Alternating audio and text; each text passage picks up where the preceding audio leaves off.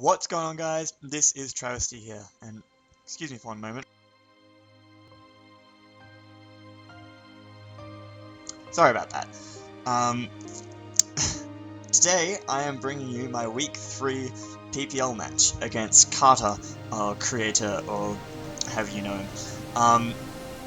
If you don't know what the PPL is, it's a draft-based Pokemon League, where you basically draft a team of 8 to 11 at the start of the season, and then you play one person each week until the end, and then the person who wins the most games is the champion, etc. I'll leave the links down to their Twitter, I'll leave links to their Twitter and YouTube, as well as the public spreadsheet where you can see everything that's happened in the description. And yeah, I'm going to get into the battle. So, you can see that he brought Garchomp, Crawdaunt, Rotom Heat, Gardevoir, Scizor, and Roserade, which is pretty much what I expected. I was thinking more Aerodactyl over Rotom Heat because I do have things to deal with that fairly easily, whereas Aerodactyl is more of a problem for my team. But it doesn't really matter. Either way, I'll be able to play around it. If you want to know the team that I'm bringing, I'll leave the link to the team builder down in the description. Also, last thing that's going to be down in the description is all of Carter's links, so you can go check out his last couple of PPL battles. He also does some VGC over on his channel, and yeah. So, deciding leads, I basically expected him to try and lead with Gardevoir to take on my Mega Sableye, because obviously I want to get my Mega off straight away so I can Magic Bounce any rocks away. So I decided to lead with Nidoqueen, hoping to bait that. Unfortunately, he goes with Garchomp, and so first turn I kind of have to switch out because I'm not Scarfed, so I won't be able to outspeed. However, he also switches out, which tells me that he's not Scarfed because he's scared of my Scarf. If that makes sense. However, he also knows that I'm not Scarfed because I switch out after him, and the fact that I switch out.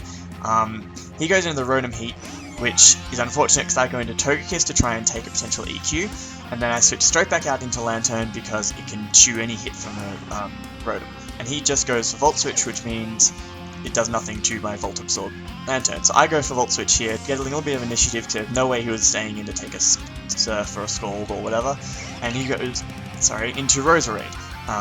So I managed to get a Volt Switch up here, and I go into my Darmanitan. Because it is Scarfed, it is guaranteed to outspeed Roserade, even if he's bringing Scarfed Roserade, and I can destroy it with a Flare Blitz. Sorry again.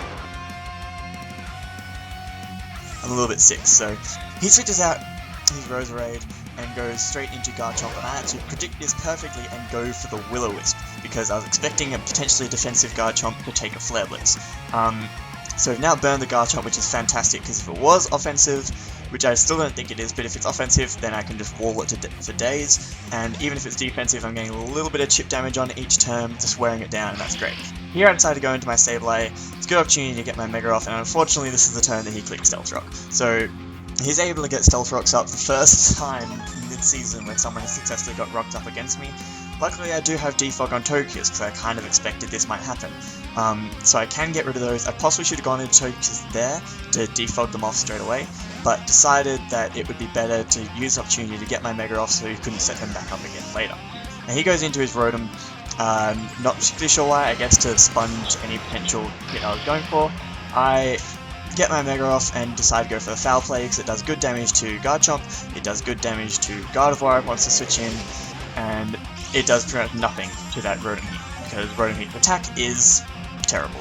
Now here, I want to scout to see what he goes for because I expected him to predict Lantern. Instead he just goes for the Volt Switch, so I click Recover here, and this is really unfortunate because it gives him a free switch into Mega Gardevoir, which I don't have a switch in for.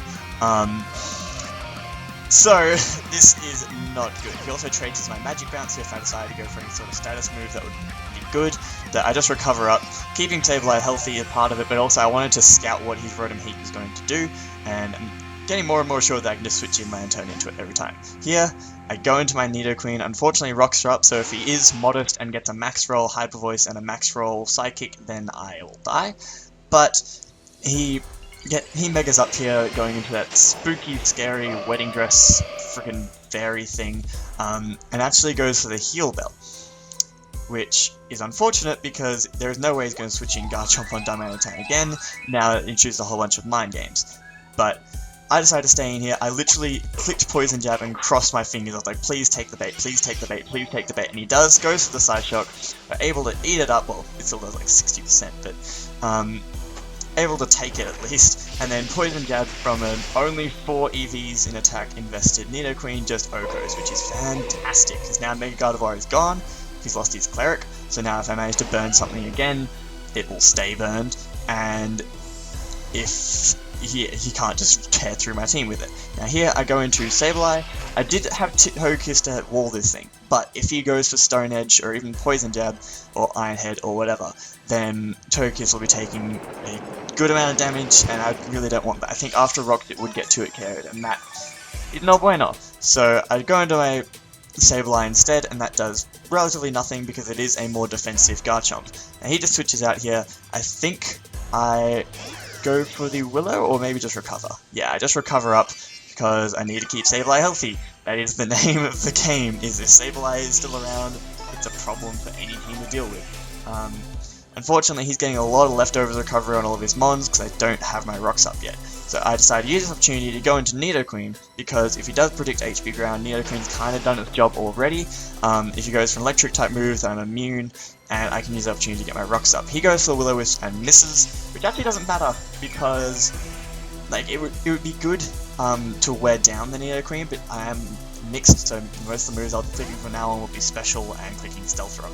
So it would have been nice to wear down this thing, but he goes into the Scizor here as I set up my rocks. Now, I don't have a particularly good switch into this while rocks are up, so I decided to just stay in, go for Flamethrower in case he tries to get cheeky, and go for a Swords Dance or something, and he actually goes for Defog, which is perfect. He also outspeeds, which means he must be running some speed investment. So I just go for the Flamethrower here, and do huge damage to this Scizor, but he has to be running some special defense investment because he actually lives. But at least now, rocks are gone from my side, and Scizor is incredibly worn down. And sorry about the webcam, because my cat keeps knocking it off the thing. Go away. Come on. So here he goes for U-turn. I'm really sorry about this, guys. He goes for U-turn, not doing too much damage, as I decide to set up my Stealth Rocks again.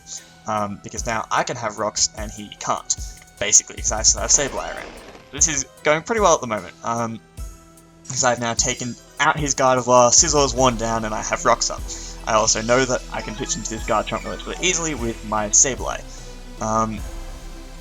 So that is again exactly what I do. I preserve Nidoqueen so I can set up rocks later. I can also spam, Ice Beam on a switch or something like that. And I just go into my Sableye in case he tried to set up rocks or whatever. He just goes for the Earthquake. Fairly safe play, and again, I choose that because I'm a Mega Sableye. And I think here I just go for Recover again, because spamming Recover is pretty much all Sableye does this game. Now that Mega Gardevoir is gone, I don't need to worry about baiting anything on the switch.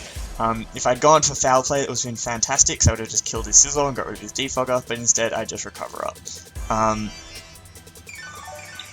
Arguably a misplay. I probably could have gone a little bit more offensive, but I want to try and keep Sableye as healthy as possible because it's my main switch into a lot of his mons right now. Now here, I go for the Shadow Sneak because it looks like it's a roll to potentially take him out, which would be fantastic, and he lives on a sliver of HP. My guess is he actually had a little bit of defense investment, but so he managed to get the Defog off here, which lowers his evasion because Magic Bounce and stuff. But unfortunately my rocks are gone, which isn't great because now Rotom Heat's more of a problem, etc. Now here, I'm looking at it and I don't think Shadow Sneak will kill it. It did like literally nothing, so I decided to just burn this thing instead, because that means that if you keep Scizor around, it is complete setup fodder for Cobalion, because it doesn't look like he's packing superpower. He was probably pretty much has to have Bullet Punch, and he has U-turn, and we've seen Defog and Roots. So at this point, I'm fairly sure I can set up on this thing with Cobalion, so I decided to burn it, just to whittle it down in case he tried to switch into anything like Garchomp and get some Ruskin damage on me or whatever. Now this time I switch into my Nidoqueen again, hopefully so I can get rocks up again, but he just goes for the safe U-turn, bringing me down to very, very low HP, so I'm not going to be able to live hits from anything much now, and he goes into Crawdon. And I basically can't afford to switch out and preserve Nidoqueen. I really wanted to get rocks up, but I can't just let him set up. He's also running a lot of speed investment because he does outspeed me. So I just went for the Poison Jab there, but it doesn't matter. He's able to take me out, and I don't see Life or Recoil, so I'm wondering if this could be Scarf, or maybe Mystic Water or something like that with DD. I'm still not sure. So I just go for the safe Volt Switch here with Lantern because it will do a huge amount of damage to Crawdon. It's a chance to OHKO if he's max HP. and I don't think he's max HP. So we do that, let go of to the Volt Switch there, does a good amount to Scizor, and now I can bring in my Cobalion. I debated for a long time if I wanted to set up now, or if I wanted to wait a little bit longer, but decided a burned Scizor was probably the best thing on his team to set up on. And I knew he wasn't bringing Scarfed Garchomp, he wasn't bringing Scarfed Rotom Heat, so I could outspeed everything except potentially Roserade if it was Scarfed. So I go for the Swords Dance here as he gets a slow U-turn, and it does literally nothing. Like, my health bar hardly moved at all because they resisted U-turn from a defensive burned Scizor. And he goes out into the Garchomp. Now I know I outspeed this thing, and I go for Magnet Rise because then his Earthquake can't touch me. And he'll probably have like Dragon Claw, Rock Slide, potentially Poison Jab. None of those moves will touch me.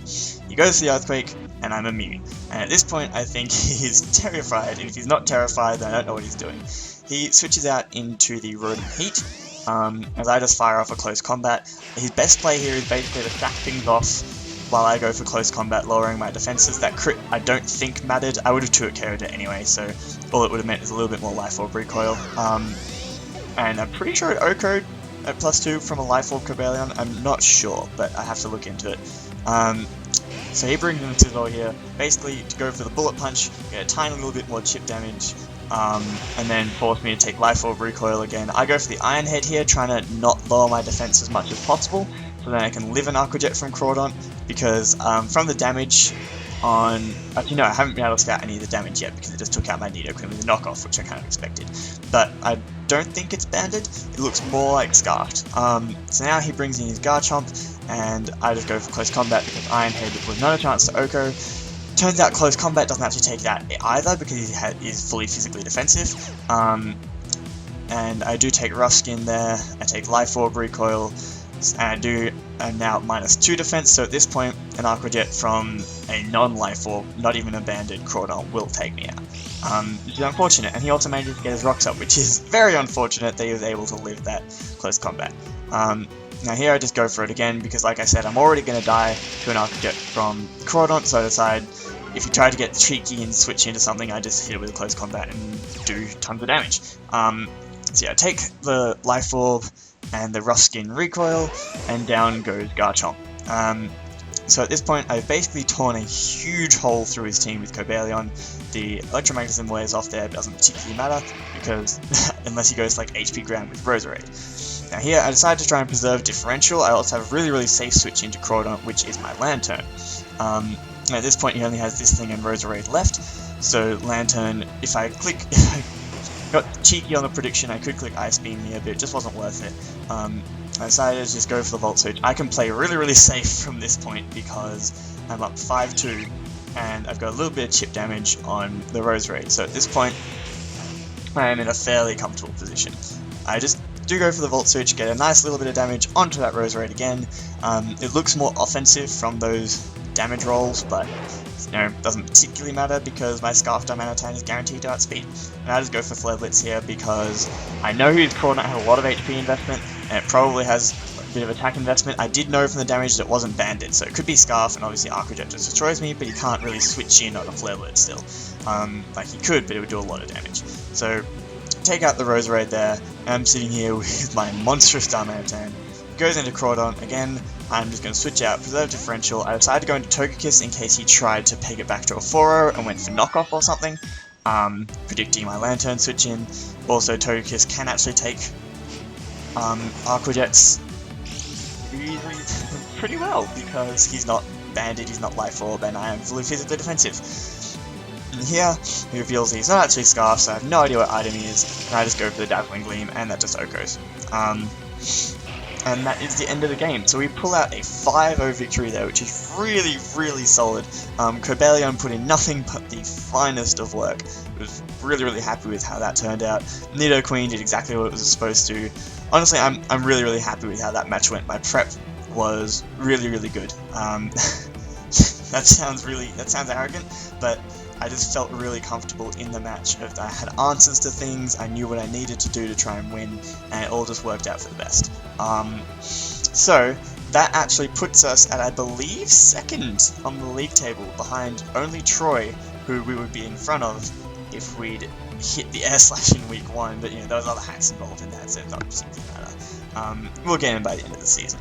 In any case, I hope you guys did enjoy. I hope you're pumped for week 4, where we will face Kelly and the Maryland Torterrapins, who have a disgustingly fat team, which should be fun to take down.